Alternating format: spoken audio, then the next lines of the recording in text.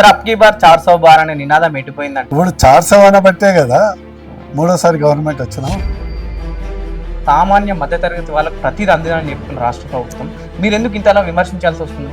రేవంత్ రెడ్డి గారి ఇమేజ్ అంతా రవంత ఇమేజ్ అయిపోయింది. రాష్ట్ర రవాణా శాఖ పూర్తి లాభాల్లో ఉంది ఈ ఉచిత బస్సు వల్ల అంటున్నారు.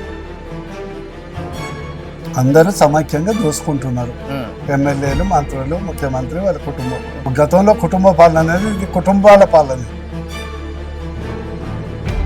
ఢిల్లీకి తెలంగాణ నుంచి డబ్బులు వెళ్తున్నాయంటారు. సఫలీకృతమైంది ఏంటంటే సూట్ కేసులు సంపాదించడు, ఢిల్లీకి పంపుల్లో, వీళ్ళు బెంగళూరులో. బీజేపీ అధికారంలోకి రాకముందు మెంగాయి కమ్ కరేగా అన్న నినాదం ప్రస్తుతం ఎట్టుపోయిందంటారు. చైనాలో చేసి కొంటే వాడికి వస్తుంది కానీ ఇండియాలో చేస్తే మాకు వస్తుంది కదరా భయ్. కాంగ్రెస్ ప్రభుత్వం కాదు, కమిషన్ల ప్రభుత్వం అని పదే పదే ఆరోపిస్తుంది. దీని గురించి ఏం చెప్తారు? ఒక్కసారి తెలంగాణ ప్రజలు బీజేపీ గవర్నమెంట్ చూస్తుంటే వాళ్ళకి అర్థమయ్యేది. కేంద్రంలో అయితే బీజేపీ ఉంది కదా సార్, దాదాపు 10 సంవత్సరాలు. మోడీ లాంటి వాడు అపాయింట్మెంట్ అడిగితే వాళ్ళ పిఎస్లు ఓఎస్డీని ఫోన్ చేసి పలానా టైంకి రండి అంటారు. బీజేపీ తెలంగాణ రాష్ట్రానికి ఏం చేసిందంటే ఏం చెప్తారు? రైతులకు ఎంఎస్పీ ఇచ్చే సపోర్ట్ కానీ, ఉచిత బియ్యం ఇచ్చే ప్రతి గింజ కానీ. తెలంగాణలో బీజేపీకి సరైన క్యాడర్ లేదు, గెలవలేకపోతుంది ఎందుకు అని మీరు చూడండి, ప్రజలు క్లారిటీ ఉన్నారు.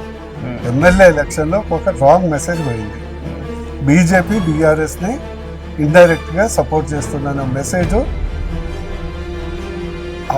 లేదని కాంగ్రెస్ కేసీఆర్ గారిని గద్దె దింపాలని ఏకైక లక్ష్యంతోనే బీజేపీ కోట్లేస్తే మళ్ళా చీలిపోయి కాంగ్రెస్ గెలుస్తామని చేశారు. కేవలం నరేంద్ర మోదీ గారి బొమ్మను చూసుకొని ఆ 8 సీట్లకు ఓట్లేసిలు అని ఒక ప్రధానంగా ఆరోపణ. టీఆర్ఎస్ పార్టీ ఎవరిని చూసి ఓటేస్తారు?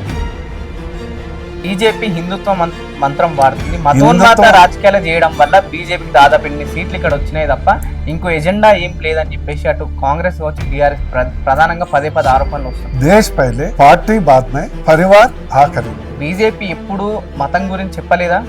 మత రాజకీయాలు చేయదు. నీ మతాన్ని నువ్వు సగర్వంగా చెప్పుకోవటం తప్పే ఉంది.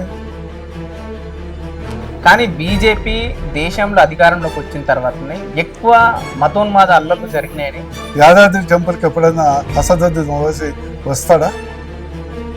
బీజేపీని విమర్శిస్తే భారతదేశాన్ని విమర్శించినట్టు, లేకపోతే మన దేశద్రోహి? డెఫినెట్లీ దేశద్రోహి. భారతదేశం అంటే బీజేపీ, బీజేపీ అంటే భారతదేశం. అది ఎప్పుడు అన్నారు కదా. ఇట్లాంటి సందేహాన్ని ప్రజల్లోకి తీసుకెళ్తారు. అది ఒకప్పుడు కాంగ్రెస్ ఇందిరా అంటే ఇండియా, ఇండియా అంటే ఇందిరా అని కాంగ్రెస్ చెప్పింది. బీజేపీకి అపోజిట్ గా స్లోగన్స్ ఇచ్చిన వాళ్ళని యాంటీ నేషనలిస్ట్ అని ముద్రలు వేసినట్టు జేఎన్యూలో తుకడే తుకడే కరింగే దేశకో అంటే.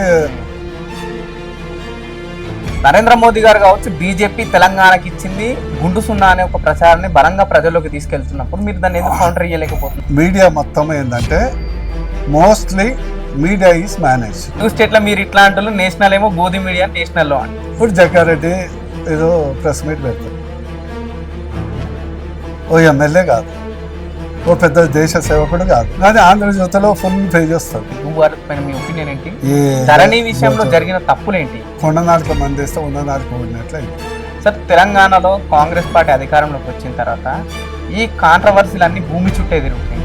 ఈ ఫ్యూడల్ మెంటాలిటీ ఎట్లా ఉంటుందంటే, అసలే మెంటాలిటీ ఏంటంటే ఏం పవర్ లేనప్పుడే కబ్జా చేయాలని ఉంటుంది. ప్రభుత్వ ఉద్యోగులకు 1 తారీఖు జీతాలు ఇవ్వలేకపోతున్నాం, కాస్త అడ్జస్ట్ కండి బహిరంగంగానే స్టేజ్ పైన అయిపోయింది కదా, దీనిపైన ఒపీనియన్ ఎట్లా ఉందంటే, నేను లవ్ చేస్తాను, నేను పెళ్లి చేసుకుంటా, నేను పిల్లల్ని కంట, నువ్వు మాత్రం పక్కింటోటి పెంచాలంటే అవుతుందా?